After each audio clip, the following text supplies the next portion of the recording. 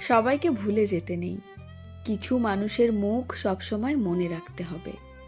সকালে যে মানুষ তোমার সামনে হেসে কথা বলল, সন্ধেয় সেই আবার তোমার পেছনে গিয়ে দুর্নাম রটালো। তাকে ভুলে গেলে হবে? যার দরজায় অপমানিত হয়ে ফিরে এসেছিলে, সে রাজভোগ খেতে দিলেও তার অপমান কি করে ভুলবে বলো তো? তোমার ক্ষতি করে যে আনন্দ পায়, তার থেকে সৎ উপদেশ শোনার আগে পুরনো ক্ষতির কথা মনে রাখবে না বুঝি? আমার মনে হয় কিছু মুখ মনে রাখতে হয়, নিজের জন্য, নিজের ভালো থাকার জন্য, নিজের আত্মসম্মানের জন্য। সব ক্ষতি, সব অপমান যেমন হজম করতে নেই, তেমনি সবাইকে ক্ষমাও করতে নেই। ব্যক্তিত্ব বিসর্জন দিয়ে নিজেকে যাত্রার কাছে ছোট করতে নেই কখনো।